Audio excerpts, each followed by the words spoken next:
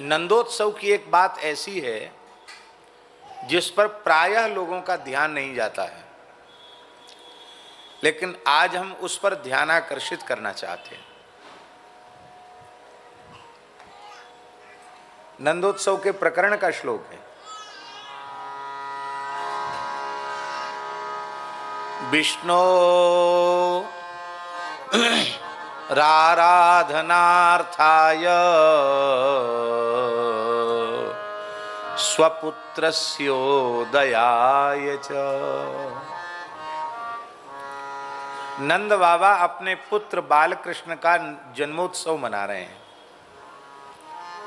अब देखिए किस लिए जन्मोत्सव मना रहे हैं। विष्णु आराधनार्थाय, अपने कुलदेवता भगवान श्रीमन नारायण जनार्दन विष्णु को प्रसन्न करने के लिए, माने अपने ठाकुर जी को सामने रखकर उनकी प्रधानता में, उनकी साक्षी में, उनके उत्सव के माध्यम से अपने लाला का उत्सव मना रहे हैं। विष्णु आराधनार्थाय, पुत्र जन्म के समय भगवान की उपासना होगी तो क्या होगा, ले स्वपुत्रस्योदयाय च, हमारे पुत्र का सर्वविध मंगल होगा। माने अपने पुत्र, यद्यपि श्री कृष्ण परिपूर्ण परमात्मा हैं, पर नंद बाबा तो उन्हें अपना बेटा ही मानते हैं, उनको भगवान नहीं मानते हैं, उनको परमात्मा नहीं मानते, उनको तो अपना पुत्र ही मानते हैं। भगवान तो वो भगवान नारायण को मानते हैं, अब भगवान कृष्ण को अपना पुत्र मानते हैं। तो भगवान नारायण कृपा करेंगे तो हमारे पुत्र का सर्वविध मंगल होगा।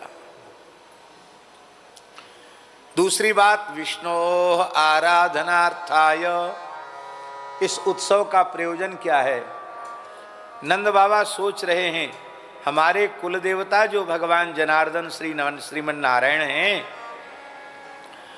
हम उनकी पूजा करते करते मैं वृद्ध हो गया। मेरे पिताजी महाराज पर्जन्य भी पूजा करते थे, मेरे पिताजी के पिताजी भी पूजा करते थे, उनके भी पिताजी के पिताजी के पिताजी पूजा करते थे। न जाने कितनी पीढ़ियों से हमारे कुल देवता की पूजा होती चली आ रही है।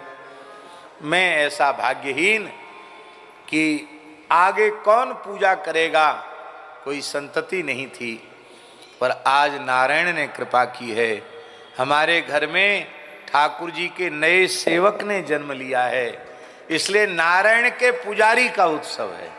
हाँ, विष्णु आराधनार्थाय। सीताशरण जी, ये लाला किस लिए प्रकट हुआ है, विष्णु आराधनार्थाय। आगे चलकर यही ठाकुर जी के पुजारी बनेंगे। बोलो भक्तवत्सल भगवान की जय। वैष्णव घर में कोई बालक पैदा हुआ है तो वह भी किस लिए पैदा हुआ है, गौ सेवा करने के लिए पैदा हुआ है, संत सेवा करने के लिए पैदा हुआ है, ठाकुर जी की सेवा करने के लिए पैदा हुआ है, कथा कीर्तन सत्संग के लिए पैदा हुआ है, वो ऊटपटांग काम करने के लिए पैदा नहीं हुआ है। इसलिए भक्त के बालक बालिकाओं का उत्सव जब भगवान को प्रधान रूप में विराजमान करके किया जाता है तो वो भी अलौकिक हो जाता है। आपने मीराबाई का नाम तो सुना ही है। भारतवर्ष में जन्म लेकर मीरा जी का नाम न जाने तो उसे भारतीय कहलाने का अधिकार नहीं। अद्भुत है मीरा की भक्ति। दक्षिण भारत में श्री आंडाल, श्री गोदाम्बा जी, आहा क्या कहना। दक्षिण में श्री विष्णु चित्ती आलवार की बेटी श्री गोदाम्बा जी का जो भाव श्री कृष्ण के प्रति है, वैसा ही भाव भक्तिमती श्री मीरा जी का अपने गिरिधर गोपाल के प्रति है। इसलिए हमारे यहाँ उत्तर भारत में गोदाम्बा जी को दक्षिण मीरा कहा जाता है। क्या कहा जाता है? दक्षिण मीरा माने गोदाम्बा जी, उनको दक्षिण की मीरा कहा जाता है। दक्षिण मीरा गोदाम्बा जी। और पश्चिमी भारत राजस्थान की मीरा मीराबाई। तो मीरा जी का विवाह हुआ, आप सब लोग जानते हैं। महाराज चित्तौड़गढ़ नरेश मेवाड़ महाराज श्री भोज सिंह जी के साथ उनका विवाह हुआ। मीरा जी का चरित्र हमें नहीं कहना है, केवल एक उदाहरण दे रहे हैं। और भोजराज से विवाह के पहले ही ठाकुर जी ने आकर मीरा जी का पाणी ग्रहण कर लिया। इसको मीरा जी ने एक पद के माध्यम से कहा, माई माने सपने बरेरी गोपाल। और वो कैसे बारात लेकर के आए, सारी बात मीरा जी ने कही है। और आश्चर्य की बात थी, मीरा जी तो बालिका थी, किंतु जब स्वप्न देखकर वे जगी, अपनी माँ से कहा कि मेरा तो विवाह हो गया। किससे? गिरधर गोपाल के साथ, वो दुल्हा बन के आए थे, हमारा विवाह हुआ। मुझे ललिता, विशाखा, रंग देवी, सुदेवी आदि सखियों ने मेहंदी लगाई, तो मेहंदी मेरे महावर लगाया, सारा श्रृंगार।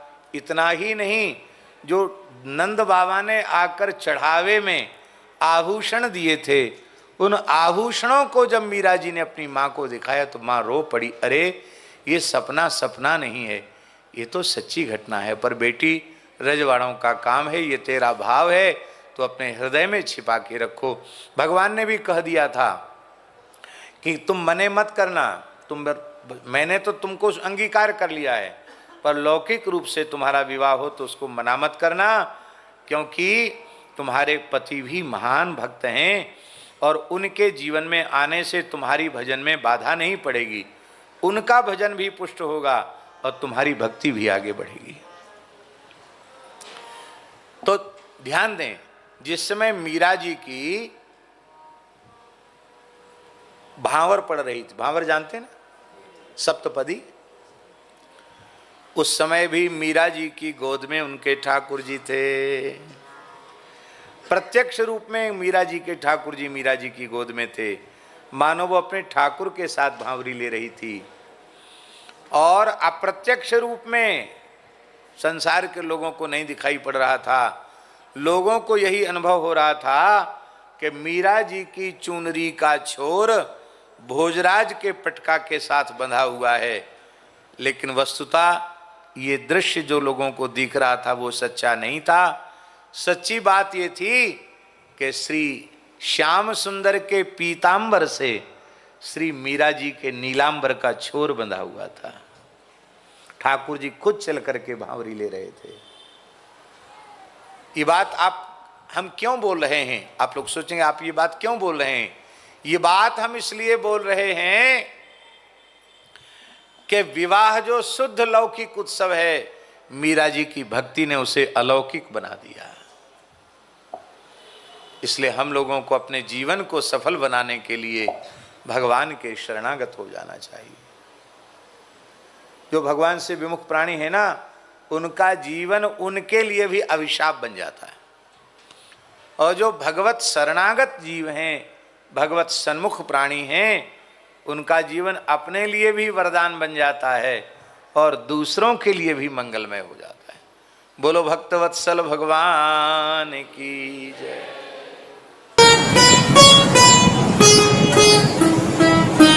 श्री सीताराम प्रतिदिन सत्संग एवं दर्शन के लिए श्री महाराज जी के ऑफिशियल चैनल को जरूर सब्सक्राइब करें।